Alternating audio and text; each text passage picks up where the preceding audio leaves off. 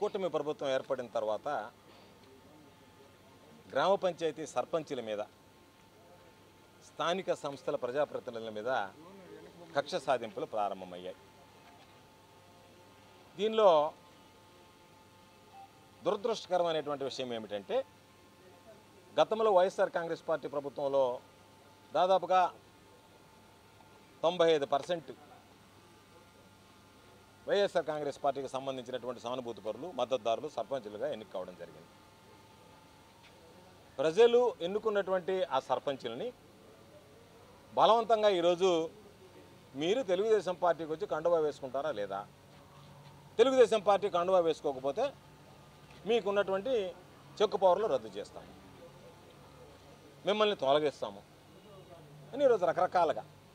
ఈరోజు వెంకటాచలానికి సంబంధించి ఒక బీసీ మహిళ సర్పంచ్గా ఉంటే శాషయ్య మీద కక్ష సాధింపుల కోసం ఆ మహిళని పాపం ఏదో ఒక పత్రికలో రాశారని చెప్పి ఈరోజు మీరు ఇచ్చినటువంటి దానిలో లక్షల రూపాయలు ఖర్చు అయ్యాయంటే ఈరోజు వెళ్ళి వాళ్ళని అడిగితే వాళ్ళు నోరు మెదపలేనటువంటి పరిస్థితి, బిల్స్ చూపిస్తే నీళ్లు నమిలేటువంటి పరిస్థితి. అంటే బిల్లులున్నా ఎక్కడన్నా పాపం వాళ్ళకి సంబంధించినటువంటి దానిలో పొదలకూరు సర్పంచ్ ఎస్టీ సర్పంచ్ పాపం నా దగ్గర ఉన్నటువంటి వాళ్ళందరూ చాలామంది బీసీ ఓసీతో పాటు మహిళల సర్పంచులుగా ఉన్నారు. వీళ్ళందరి మనోభావాలు దెబ్బతీసేటువంటి విధంగా వాళ్ళందరినీ అవినీతి పరులుగా చిత్రీకరించి తొలగించకుండా మేము అధికారులకు ఒకటే విషయం చెప్పాం, మీకు మేము ఉండడం ఇబ్బందిగా ఉంటే మా మీద మీరు పాపం ఆ మహిళల మీద వాళ్ళ పేర్లు పెట్టి వాళ్ళ మీద దయచేసి మీరు రాయకండి, మీకు ఇష్టం లేదంటే మాకు చెప్పండి, అధికారులు చెప్పించండి, మేము రాజీనామా చేయించేస్తాం వాళ్ళ చేత పాపం. ఎందుకంటే పాపం చేతి డబ్బులు ఖర్చు పెట్టుకొని అనేక రకాలైనటువంటి ఇబ్బందులు పడి అప్పులు పాలైనటువంటి సర్పంచులు ఉన్నారు పాపం.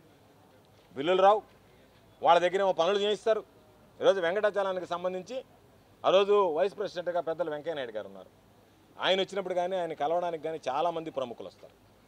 ఆ రోజు ఉన్నటువంటి జాయింట్ కలెక్టర్లు మేము బ్లూ బుక్ ఫాలో కావాలి కాబట్టి ఈరోజు 200 మందిని పెట్టండి, 300 మందిని పెట్టండి, రైల్వే స్టేషన్ క్లీన్ చేయండి, ఇక్కడ క్లీన్ చేయండి, హైవే దగ్గర అంతా క్లీన్ చేయండి, దానికి సంబంధించినటువంటి దాంట్లో వాటర్ ట్యాంకర్లు పెట్టండి, వచ్చినటువంటి వాళ్ళకి ఇబ్బందులు లేకుండా ఇవన్నీ చెప్పి రోడ్లు వేయండి వెళ్ళడానికి, లేదా అక్కడ రైల్వే స్టేషన్లోకి వెళ్ళడానికి రోడ్లు వేయండి అక్కడక్కడ కింద రాసి పెడుతున్నారు.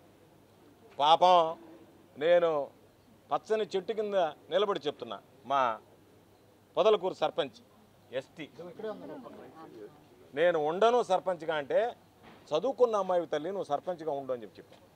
అటువంటిది ఈరోజు ఆ ఎస్టీ సర్పంచ్కి సంబంధించినటువంటి చెక్ పవర్, గతంలో ఎస్సీకి సంబంధించినటువంటి చెక్ పవర్ తొలగించారు. అంటే ఈరోజు మీరు ఎంత దౌర్భాగ్యంగా ప్రవర్తిస్తున్నారు అంటే, ఏదైనా దానికి సంబంధించినటువంటి పొరపాట్లు చేస్తే ఆ పొరపాట్లకు ఎవరు బాధ్యత వహించాలా? మీ అధికారులు బాధ్యత వహించాలి.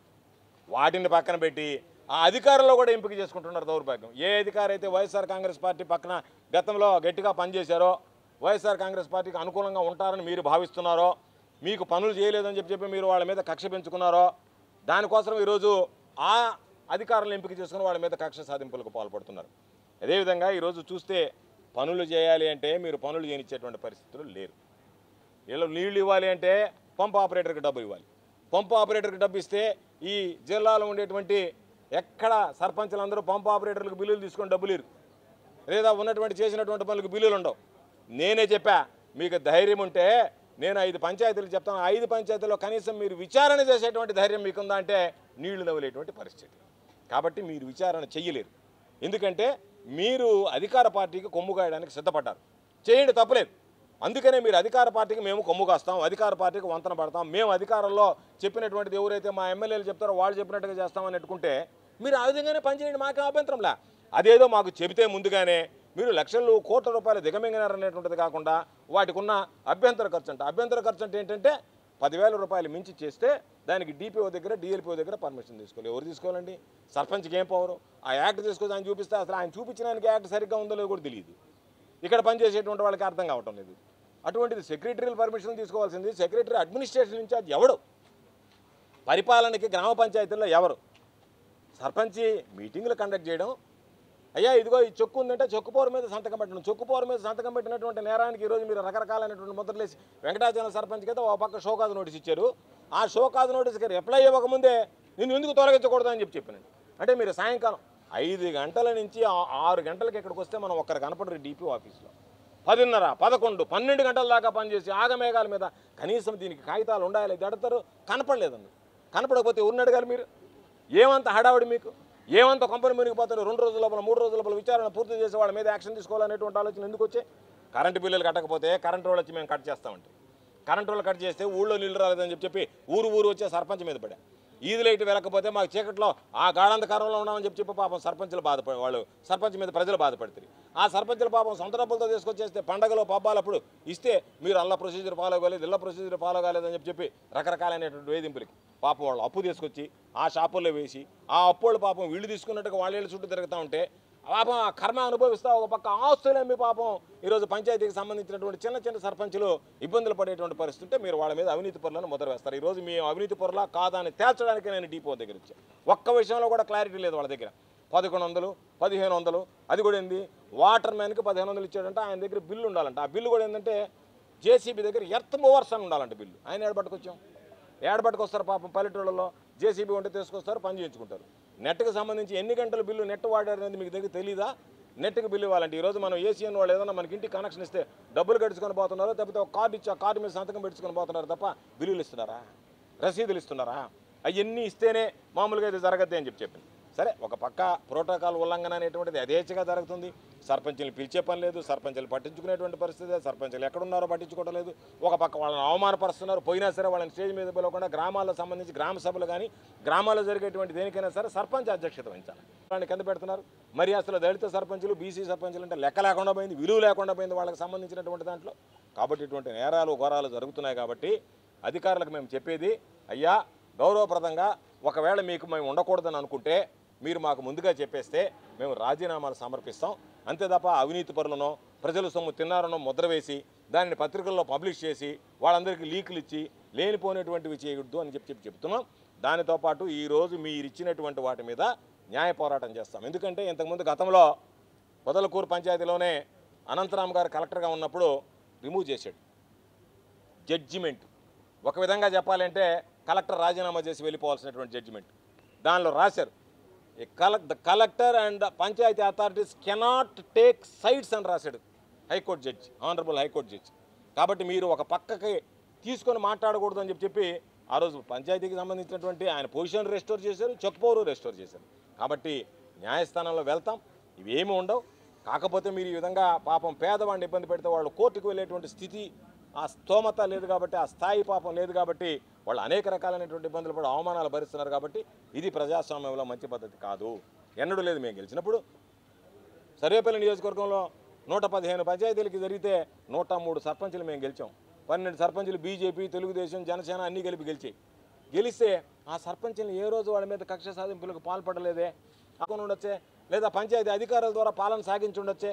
వాళ్ళ జోలికి ఎందుకు పోలేదు? ఏదన్నా తప్పు చేసి అధికారులు వాళ్ళంతటా వాళ్ళు పోతే తప్ప మేము పలానా అధికారం మీద బొమ్మని చెప్పమనండి. అధికారులు డిపో ఆఫీసు ముందు నిలబడి మాట్లాడుతున్నారు ఒక్కరి మీద, ఇదిగో ఈ పంచాయతీ సర్పంచ్ తప్పు చేసాడని చెప్పి కంప్లైంట్ ఇవ్వమనండి. పొదలకూరు పంచాయతీలో 30 పంచాయతీలు ఉంటే 29 పంచాయతీలు వైఎస్ఆర్సీపీ గెలిపిస్తే ఒక్క పంచాయతీ టీడీపీ గెలిచింది. ఆరోపణలు వచ్చినా సరే ఎక్కడన్నా ఒకటేరా పంచాయతీల మీద. మీరు దయచేసి వాళ్ళ మీదకి పోకండి.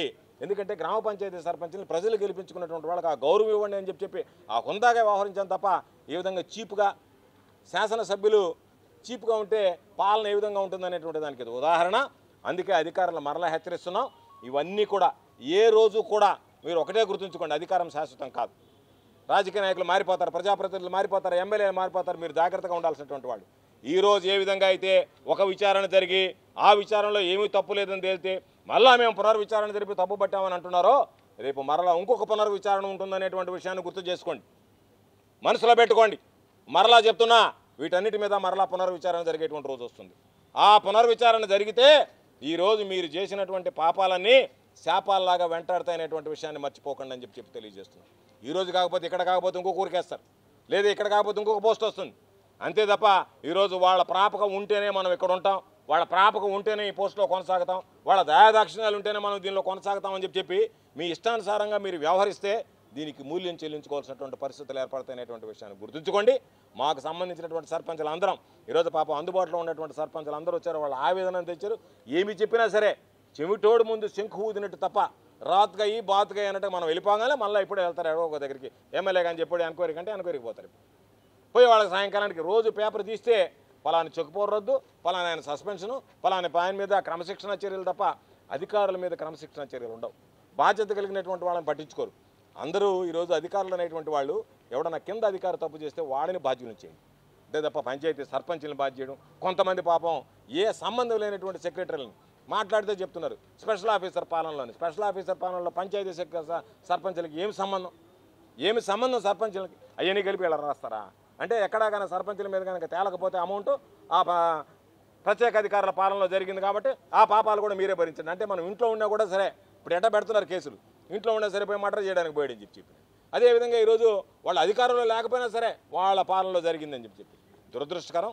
అందుకనే ఆఫీస్కి ఎందుకు వచ్చామంటే ఈ కార్యాలయంలో ఉండేటువంటి అధికారులు, జిల్లా పంచాయతీ అధికారి దగ్గర నుంచి ఆయన పంపించేటువంటి నివేదికల్ని చూడకుండా పెట్టేటువంటి జిల్లా కలెక్టర్ దాకా ఆయనకి కింద స్థాయిలో ఇస్తున్నటువంటి నివేదికల దగ్గర నుంచి మీరు దయచేసి విచారణ చేయండి.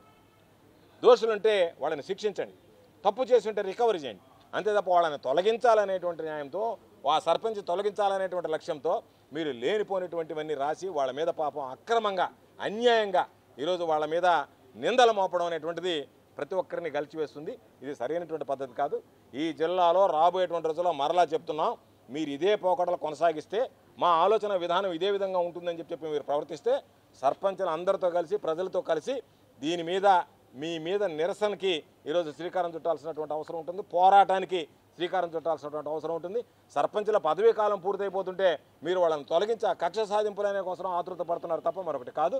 కాబట్టి ఖచ్చితంగా అధికారులకు మరలా చెప్తున్నాం, వీటన్నిటి మీద విచారణ చేపిస్తాం. ఈ రాష్ట్రంలో మర్చిపోండి మీరు. ఆయన చెప్తున్నాడు 2034 దాకా, ఒక ఆయన 2039 దాకా. 2029లో వస్తాయా? 2027లో ఎన్నికలు వస్తాయా? ఏ రోజు ఈ రాష్ట్రంలో ఎన్నికలు వచ్చినా, జమిలీ ఎన్నికలు వచ్చినా, సాధారణ ఎన్నికలు వచ్చినా వైఎస్ఆర్ కాంగ్రెస్ పార్టీ వైనాట్ 175 గతంలో చెప్పినటువంటిది మరలా రేపు రాబోయేటువంటి రోజుల్లో ఖచ్చితంగా అమలు కాబోతుంది. ప్రజలు ఆ విధంగా తీర్పు ఇవ్వబోతున్నారనేటువంటి మరలా అది పునరావృతం కాబోతుందని చెప్పి సందర్భంగా గుర్తు చేస్తూ, ఆ రోజు మీరు పడేటువంటి ఇబ్బందులు, మీరు పడేటువంటి బాధలు వర్ణనాతీతంగా ఉంటాయనేటువంటి విషయాన్ని గుర్తు చేసుకోండి అని చెప్పి దయచేసి ఇక మీదటైనా సరే ఇటువంటి పనులకు స్వస్తి పలకండి అని చెప్పి హితవు చెప్తూ మా సర్పంచులకు చెప్పాం, ధైర్యంగా ఉండండి. వీటికి సంబంధించినటువంటి దాంట్లో ఈ సమాజంలో మీరు చేసినటువంటి పనులు, మీరు పడినటువంటి ఇబ్బందులు 5 సంవత్సరాలు ప్రజలకు చాకరీ చేసి చివరికి దిగిపోయే సమయంలో ఈ పాలకుల పుణ్యమానని, ఈరోజు పాపం ఈ అధికారుల పుణ్యమానని ఈరోజు పాపం మీరు అవినీతి పరులుగా దిగిపోవాల్సి రావడం బాధ కలిగింది. కాబట్టి ఈరోజు పంచాయతీ ఆఫీసర్కి వచ్చి ఏమి జరిగిందనేటువంటి వాస్తవాలు మీడియా సాక్షిగా ప్రజలకు తెలియజేయాలనేటువంటి ఆలోచన ఈ కార్యక్రమానికి శ్రీకారం చుట్టాం. తెలుగులో న్యూస్ కి ఫాస్టెస్ట్ యాప్ ఇప్పుడు టోటల్లీ న్యూ అవతార్లో జస్ట్ 5 seconds లో కంప్లీట్ న్యూస్. సోషల్ మీడియాలో ట్రెండ్స్ కి one stop solution. Live TV app voice search option తో ఇప్పుడే డౌన్లోడ్ చేయండి లేదా అప్డేట్ అయిపోండి. యాప్ లింక్ డిస్క్రిప్షన్ లో ఉంది.